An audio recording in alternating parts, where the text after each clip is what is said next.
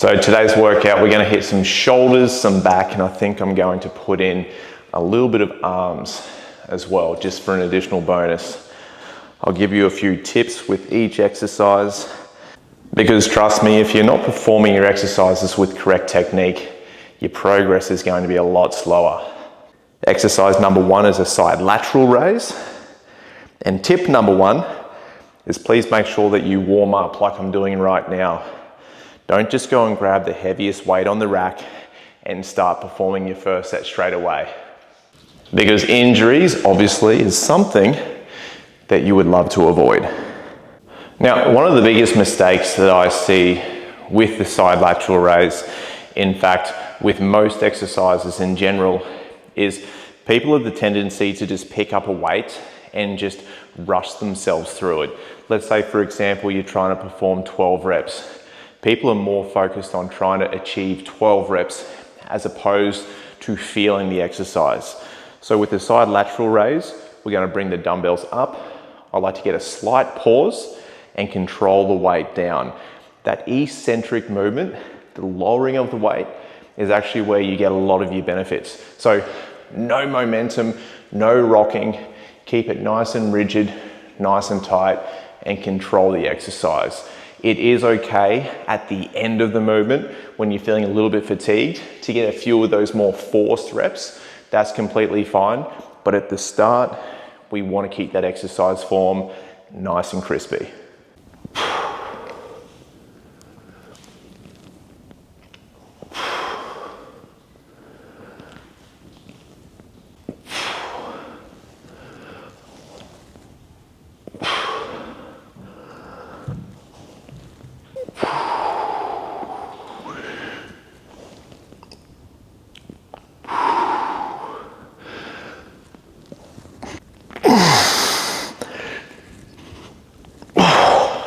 Exercise number 2, we're doing a seated close grip cable row.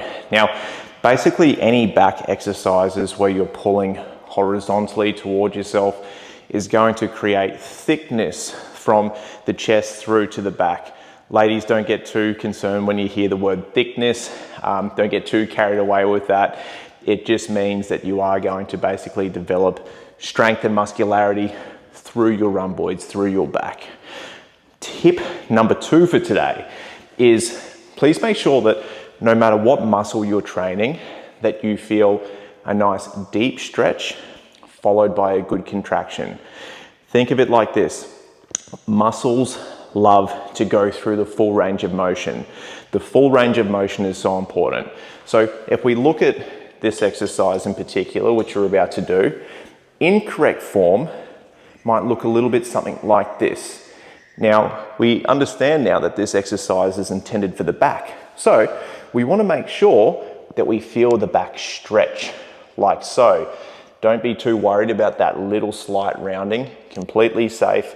And then from here, once I've felt the stretch, I'm going to lean back, exhale, and squeeze. So you can now see that the back has gone through the full range of motion.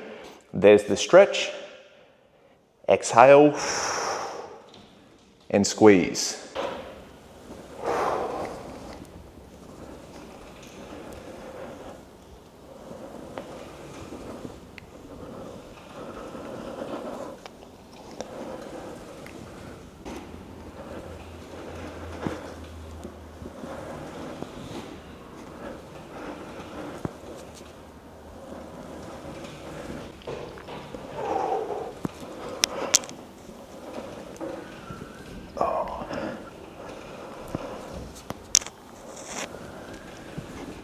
Third exercise for today is a seated dumbbell shoulder press.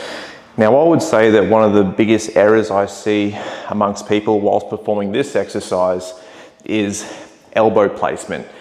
Now, this exercise is intended to hit the shoulder, primarily the front deltoid of the shoulder.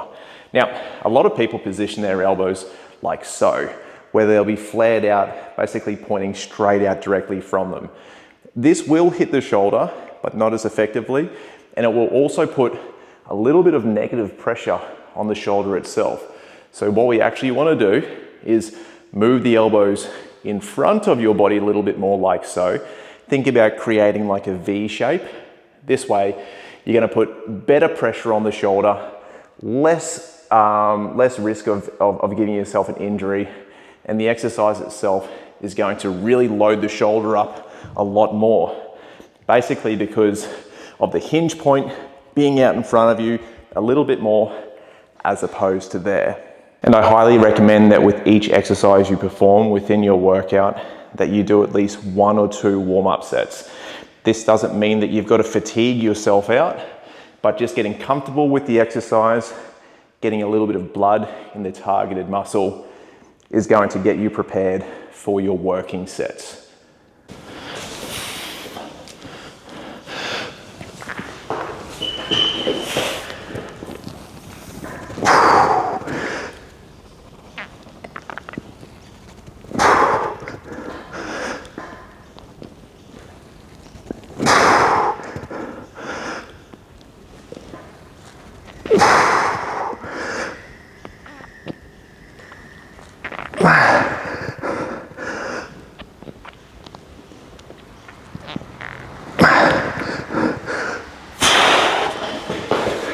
So this angle here, you'll really be able to see that elbow placement in which I was talking about. I'm so bloody puffed. I think the worst thing about this exercise sometimes is just getting the dumbbells above your head.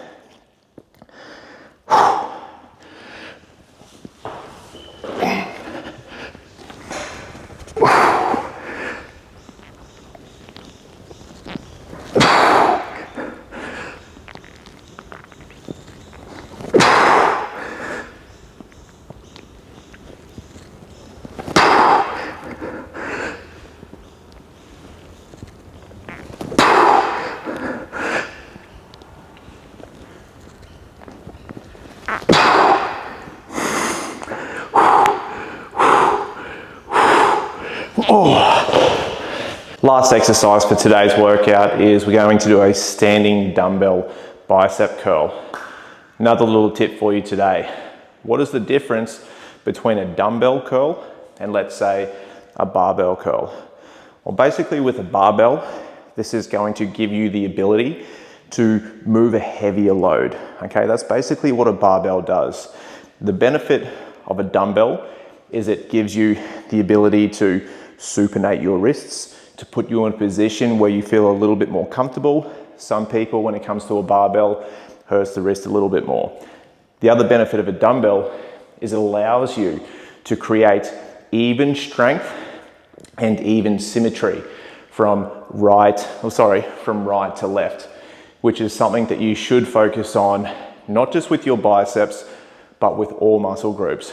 For example, if all you did was barbell squats or a leg press, something where your feet are in a fixed position, you're going to miss out on so much. You want to make sure that you train your legs individually. So please keep that in mind across the board. It's not just about building strength. It's not just about building size.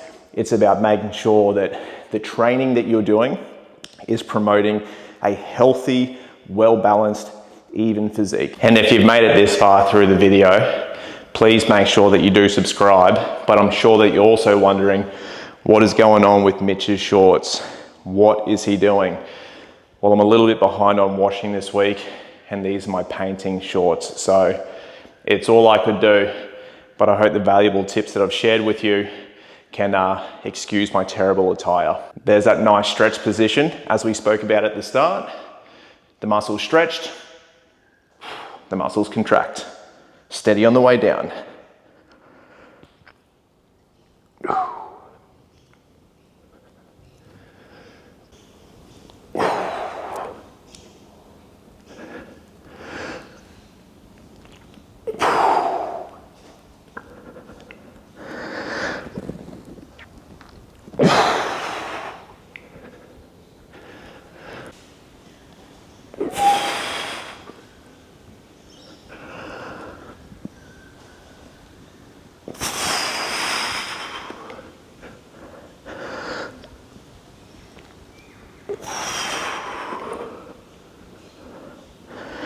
So that's a wrap for today's workout.